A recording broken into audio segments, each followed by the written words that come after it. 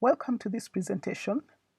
My name is Charlotte Kawesan-Tulume from the Department of Journalism and Communication at Makerere University. In this presentation, we are going to briefly look at the writing process in business writing. To write effectively, according to Kelly and Lawton, one ought to master the stages of the writing process, which include pre-writing, composing, revising, drafting, and writing the final document. On their part, Len and Lange point to 5 major steps that lead one in the process of writing. These are gathering information, pre-writing, writing your first draft, sharing your draft, and revising your writing. Similarly, Troika and Hesse highlight steps in the writing process as involving planning, shaping, drafting, revising, editing, and finally, proofreading. The writing process involves 2 main stages. The first stage is to prepare to write, and the second stage is composing your document.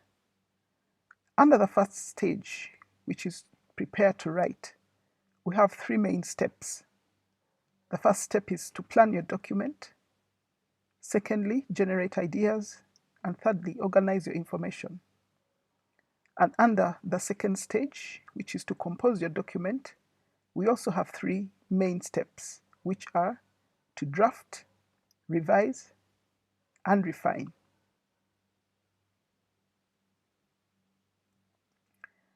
The first stage in the writing process, as we've said, is to prepare to write. And under that stage, we have the first step, which is to plan your document. Preparation is important for every document you write.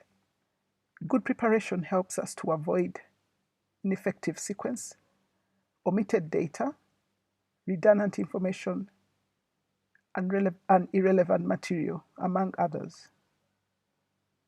In planning your document, you need to pay attention to what we refer to as the map, that is, the message, audience, and purpose. MAP stands for message, audience, and purpose. Remember, plan your document by reviewing your map.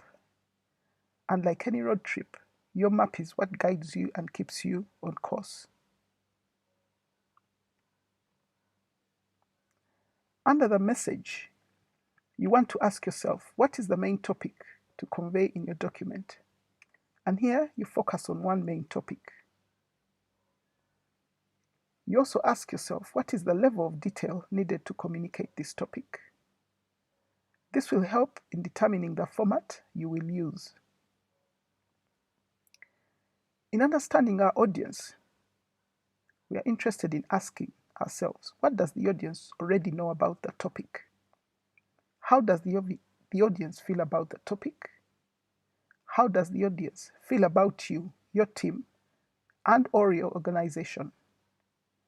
Knowing your audience helps you determine the format you'll use, the organization of the document, and how the ideas and your thoughts will flow. Further on, with understanding the audience, we also want to ask, to whom and how many different people are you writing? You need to write from the reader's frame of reference. If writing for an audience with different levels of knowledge, format becomes important. And here we might use headings, subheadings, and other features to help readers find what they need. We also need to keep information in each section relevant to the heading or subheading of that section.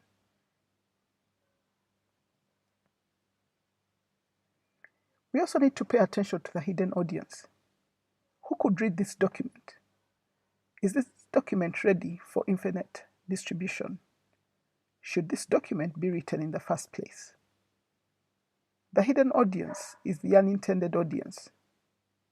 Once a document has been sent to its intended audience, it can be forwarded or sent to other readers as well.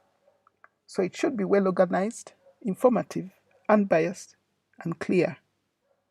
Tools to be used in order to achieve this include the executive summary, which is a high-level description of the document, headings and subheadings, which allow people to find the information they need, and the format, which organizes the information. The P in MAP is purpose. What do you want to accomplish with the document? For example, does a decision need to be made? Do you want an action? Are you trying to persuade the audience? Or is this to inform others of information you collected? What is the end result or the goal of your document? Under purpose, we ask, what is the document intended to achieve? The goal. This determines the end result or the goal of your document. For example, the goal might be to inform, introduce, respond, explain, persuade, express an opinion, evaluate, request action, recommend, propose, encourage, argue, analyze, or summarize. The action indicates, we need to indicate any specific action that we are requesting from the audience or that we expect from the audience. Be clear and direct in communicating the purpose of your document. The second step under preparing to write is generating ideas. In generating ideas, we think about brainstorming, and there are different methods of brainstorming. Here we look at 4, including reading and the reading and writing method, which includes researching, taking notes, outlining, and free writing.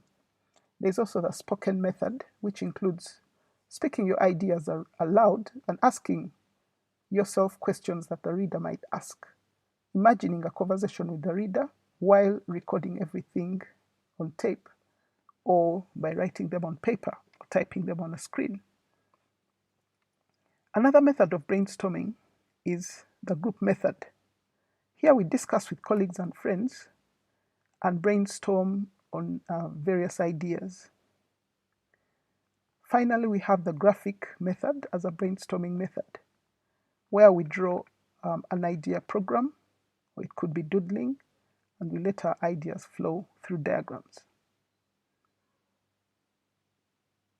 In the brainstorming methods, we also think about the kind of documents that we are trying to put out. So brainstorming is especially important for documents that have important audiences.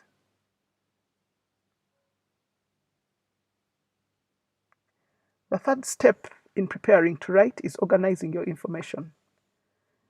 And here we have 3 essential components.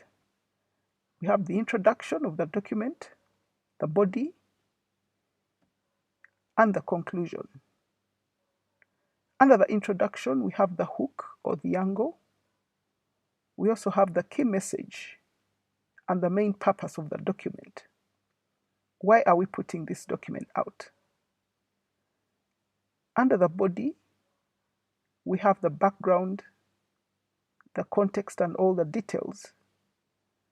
We have the major and minor points, and we also organize our ideas in the body. In the conclusion,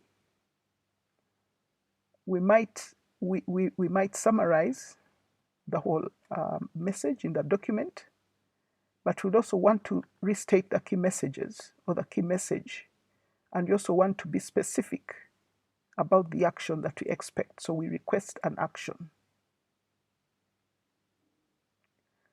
The second stage in the writing process, after preparing your document, is to compose your document. And the first step here is the draft.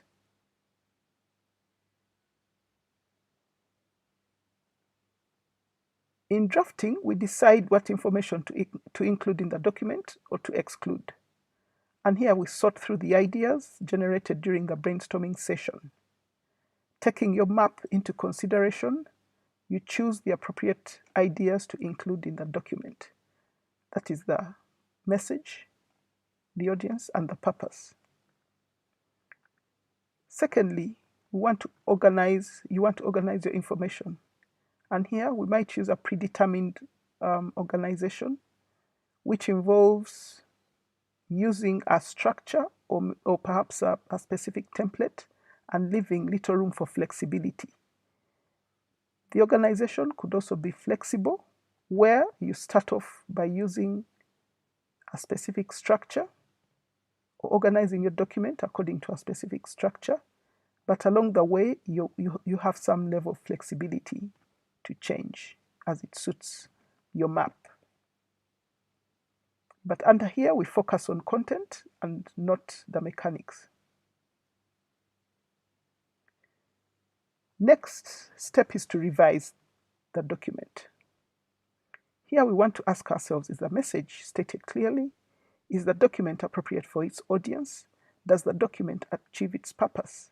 And is the document well organized?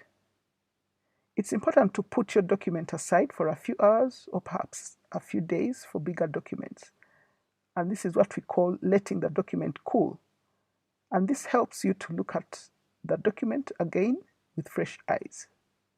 It's also advisable to print your document because some problems are difficult to identify on a computer screen.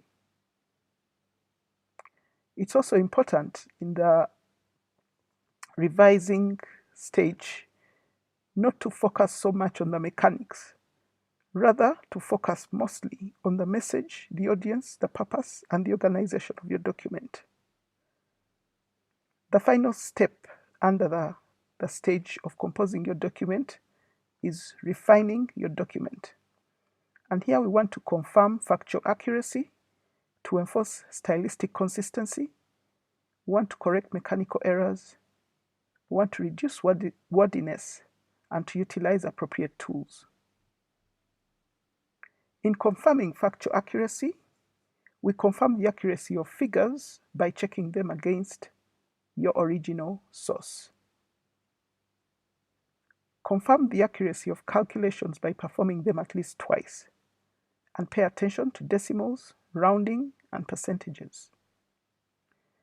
You can confirm the accuracy of other facts by checking reliable records and sources. In enforcing stylistic consistency, it's advisable to utilize a writing style guide. There are quite a number that are available, including the Chicago Manual of Style, American Psychological Association or APA, the Associated Press Style Book, and others. It's also important to create a document style sheet. As we enforce stylistic consistency, we pay attention to capitalization, hyphenation, abbreviation, and use of italics and boldface. It's also important to correct mechanical errors, and this we can do through reading the document carefully, performing word processing, for spellings and grammar checks, use of a checklist of common mechanical errors, and referring to a dictionary, a thesaurus, a writing style guide, and other tools. The focus here is on spellings, usage, grammar, and punctuation. As we wind up, we also need to note a few important points. It's important to format the document to improve readability, and this includes the use of lists, bullets, charts, tables, indents, italics, bolds, headings, subheadings, and other strategies for formatting. It's important to plan, organize, and write your document by paying attention to editing. We note that 90% of writing is rewriting and editing. It's also important to let the document cool. It's important to run a fog test, and that is really to reflect on the readability, how easy or difficult your text is to read. And finally, we aim to cut the first draft by at least 10%. After all this is done, it's important to proofread your document. Before you submit your work, read it again carefully for any errors in language or logic. Do not rely on the computer's spell check to catch every mistake, because it will not. So let's remember, 90% of writing is rewriting and editing. Let the document cool. Run a fog test and aim to cut your first draft by at least 10%. Thank you very much for listening.